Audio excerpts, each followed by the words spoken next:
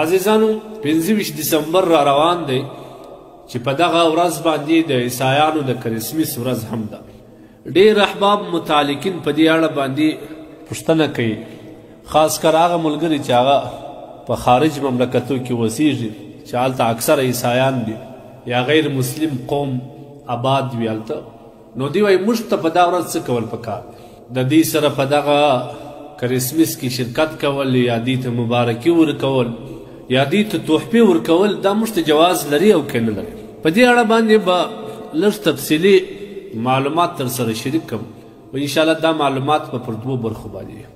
لومړی دا چې زموږ په نظر باندې تر ټولو قیمتي زیات محبوب شی څه شی دی چې هغه موږ ته دومره محبوب وي چې موږ همیشه د هغه شي حفاظت کو او دا بالکل نه قبلوو چې هغه شی دې زموږ څخه جلا سي او لرې سي، او که دغه شی زموږ څخه لرې کېږي موږ خپل ځان قربانولو ته هم تیار یو. دا څه شی دی زیات محبوب؟ خو به د انسانانو اذهان مختلف وي. بعض به وایي مال موږ ته ډېر محبوب دی، بعض به وایي اولاد ډېر محبوب دی، بعض به وایي وطن ډېر محبوب دی، بعض به وایي عزت او ناموس ډېر محبوب دی. خو مختلفه نظرونه به وي.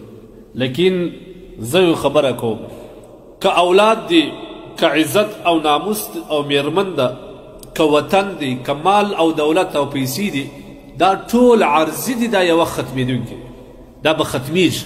لیکن د داسې شي سره محبت پکار دی او د هغه شي حفاظت پکار دی چې هغه دایمي در سره وي او ستا د دنیا او د آخرت د کامیابۍ ذریعه وي چې هغه ایمان دی. موږ او تاسو ته پکار دا ده چې در هر شي موږ ته زیات ارزښت ایمان ولري.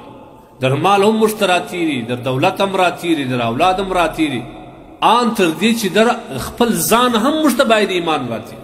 د ایمان په تللو کې موږ باید خپل ځان ورکولو ته آماده شو. ایمان چې کوم دی دا یو ډېر عظیم او لوی سرمایه ده، دا یو ډېر غټ نعمت دی. چاته چې د ایمان حلاوت نصیب سي، ذایقه او خوند نصیب سي، هغوی بیا ځانونه هم در د ایمان قربانوي. نبي علیه الصلاة والسلام وایي ذاک طعم الایمان، دا د ایمان ذایقه ده، دا د ایمان خوند دی. کله چې د ایمان خوند انسان ته الله پاک جل جلاله نصیب کړي، بیا د سړی د اور لمبو ته هم ځان اچي، خپل مرګ ته هم ځان آماده کوي، خو د ایمان نه ځان نه بې برخې کوي. لہذا انسان ته باید تر ټولو مهم شی اسلام او ایمان وي. مسلمان ته پکار ده چې همیشه خپل د ایمان فکر وکړي، د هغه د حفاظت سوچ او فکر وکړي، د هغه د حفاظت اسباب ولټوي. تاسو به لیدلي په دنیا کې که یو څوک مال او دولت لري، پیسې لري، شرکت لري، د هغه د حفاظت لپاره دوه مسلح کسان د درېولي شپه او ورځ ولاړي چې چېرته دا پیسې ونسي، دا مال ته تاوان ونه رسېږي، غلا ونه کړي، یا دغه رقم نور کسان پر دې باندې حمله ونه کړي، دا مال او دولت ځینې یو نسي، بې برخې نسي. حالانکه مال او دولت څه نعمت دی؟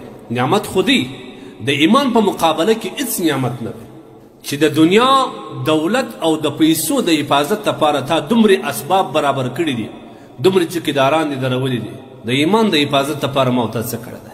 حال دا دی چې د ایمان حفاظت ډېر ضروري دی، او په دغه موجوده فروپیتن دور کې د ایمان غله بیخي زیات دی، د ایمان دشمنان ډېر دي، د ایمان د اخیستلو لپاره هر قسم حربه او کوشش تا ته کوي چې تا چېرته د ایمان نه بې برخې کړي.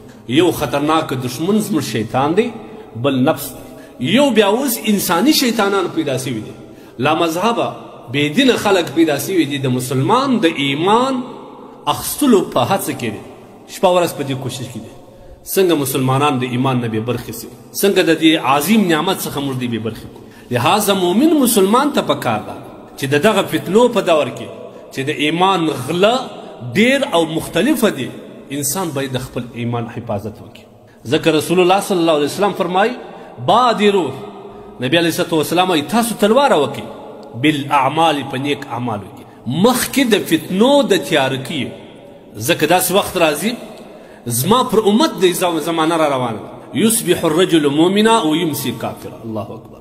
سهار ته به یو مؤمن مسلمان په کور کې چای به وخوري، د کور نه به ووځي، ایمان به ورسره وي، د هغه کور ته چې بیا ماښام راځي د دغه کور په دروازه باندې ننوځي، ایمان مې د لاس ورکړی، په ځان به هم نه خبر، د ایمان غلو به ایمان ځنې وړی، او ماښام به کور ته راسي، مؤمن به وي، مخصن جماعت به وکړي، د ماښام جماعت به وکړي، سهار چې د کوره وځي ده به ایمان د لاس ورکوي.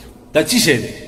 داسې مجلس کې ناسته کوي، د داسې کسانو سره ناسته کوي، د داسې انسانانو سره ناسته کوي چې د هغوی په ناسته، د هغوی په مجلس، د هغوی سره په گفتگو باندې د انسان و ایمان ته خطره رسېږي، ان ته دې چې انسان د ایمان څخه بې برخې کېږي. لہذا انسان باید د خپل ایمان حفاظت وکړي، خپل اسلامي تهذیب ثقافت همیشه خپل کړي، د اغیارو د تهذیبه، د اغیار د تمدن نه، د هغوی د طریقو، د هغوی د رواج، د هغوی د ملګرتیا څخه مکمل بایکاټ وکړي. کوشش باید دا چې د دې سره که زه ملګری نسم خو زما ایمان ته خطره ده. نبي علیه السلام فرمایي په آخر د زمان کې به زما امت هغوی به د اغیارو د نورو قومو تابعداري شروع کړي، ګام پر ګام، لویش پر لویش، ګز په ګز به د هغوی تابعداري کوي، ان تر دې که هغوی کې یو کس خپلې مور ته په زنا باندې علانیه راغلی و زما په امت کې به هم پیدا کېږي. صحابه وایي یا رسول الله اغیار څوک دي؟ د اغیار څخه ستا څوک مراد دی؟ یهود او نصارا دي؟ نبي علیه السلام وایي نور څوک دی؟ خود هغه دي. لہذا نون مؤمن مسلمان بدبختانه به وایي خپل اسلامي ثقافت یې پرېښی دی، خپل اسلامي تمدن او تهذیب او ښایسته دین یې پرېښی دی، د اغیارو په رواجو کې، د هغوی په متابعت کې دی کوشش دا کوي چې څنګه زه د هغوی یو طرز زده کړم، څنګه د هغوی پر لاره ولاړ شم، څنګه د هغوی متابعت وکړم. دا حدیث سړي مخ ته ودرېږم. لهذا مسلمان ته پکار دا ده ډېر احتیاط وکړي. د ایمان غله بیخي زیات سوی دی، د ایمان حفاظت ګران دی. په آخر د زمانه کې به چې کله د اغیارو رواجونه عام سي، د یهودو و نصاراو رواجونه عام سي، هلته مسلمان پر خپل دین پاته کېدل دومره مشکل وي لکه لاس کې د اور سکروټه نیول. ظاهره خبره ده که لاس کې سکروټه نیسې، اور نیسې، دا لاس یې سوځي. که چېرته ایمان باندې ځې، په اسلام باندې عمل کوې، په اسلامي ثقافت باندې عمل کوې، ګزاره مشکل ده کې غورځه ایمان دې د لاسه ورکړي. خاص کر په داسې دور کې چې هلته مشترکه ماحول وي، مسلمان او غیر مسلم اجتماعي په یوه علاقه کې ژوند سره کوي، نو هلته د بعض انسانانو طبیعتونه هم دا تقاضا کوي چې هغه شان چې د نورو رواج دی، هغه ثقافت چې د نورو رواج دی، د لا مسلم د لا مذهب رواج دی، هغه یې کوي. د ده دا خوښ وي چې زموږ په اسلام کې هم د هغه جواز مور ورکړو، هغه ته یو اسلامي سند ورکړو، او داسې خبرې په اسلام کې باید ځای ورکول سي چې هغه د اغیار وي. د دې کوشش دا وي. حالانکه که چیرې نه کوې د هغوی نه ځان راګرځې، دې ته بیا دقیانوسي وایي. گویا د دې فکر دا دی چې باید اسلام د هر حالات د هر زمانې سره واوري. لکه دا اوس دا بعض ځوانان هم دا فکر لري چې اسلام خو شدت پسند دی، اسلام باید د هر حالات سره واوري.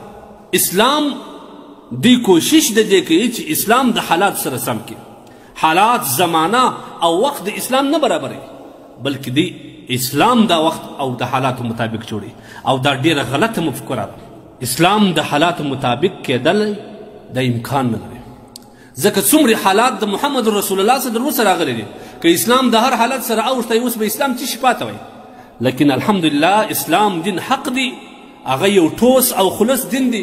کوم اسلام چې د محمد رسول الله په وخت کې دغه به وسوي، دا چې د هر مذهب سره، د هر تمدن سره، د هر لامذهبه د رواجو سره اسلام مخ ته وشاته کېدلی، اوس به اسلام پاته نه. اسلام شدت پسند نه دی، اسلام د امن او د سلامتی دین دی، اسلام د محبت او د اخوت او د الفت دین دی. خو دغه محبت او اخوت او الفت د سمبالولو لپاره اسلام خپل شرایط لري. د دغه شرایط لاندې محبت کوي، د دغه شرایط لاندې به اخوت او همدردي کوي، که نه دا شرایط نه به کوي. لہذا د غیر مسلم د خوشحاله کېدو دپاره اسلامي اخوت په نامه باندې د هغوی سره په تقریباتو کې، د هغوی سره په اخترو کې، د هغوی په رواجونو کې، د هغوی په قسمه قسم تقریباتو کې شرکت کول غلط عنوان دی. دا اسلام غلط معرفي کول دی، ځکه زموږ اسلام د دې اجازه نه ورکوي چې هغه د اسلامي اخوت په نامه باندې کفارو سره سړی مشابهت وکړي، د هغوی په رواج کې مشابهت وکړي.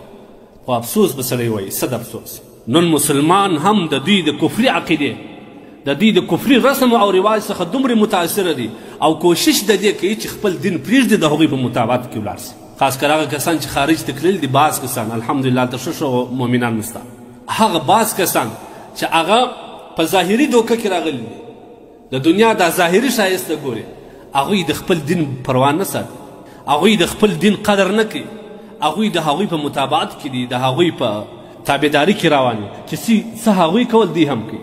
نن خو مسلمانان تاسو ویلي د مسلمانانو ځوانان ډېر د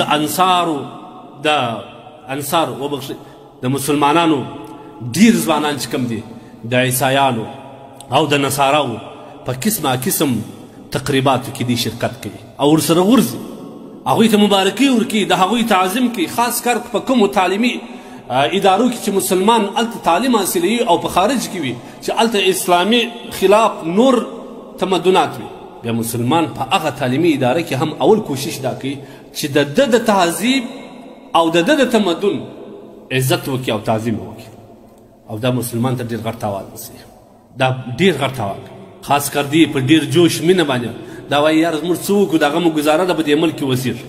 لہذا تاسو د نبی کریم صلی الله تعالی علیه وسلم ارشاد مقدس دی چې په اخر د زمانه کې به دین د سکروټي په شان باندې پر اسلام باندې پر دین باندې پاته کېدل دا مسلمان ته ډېر زحمت کېږي، خو پاته کول پر اسلام او دین باندې پاته کېدل دا د مسلمان دپاره غټه لویه خوشخبري ده. لہذا قطعا مسلمان باید خپل اسلامي تهذیب، اسلامي تمدن، اسلامي عقیده در دې نه تېر نه سي.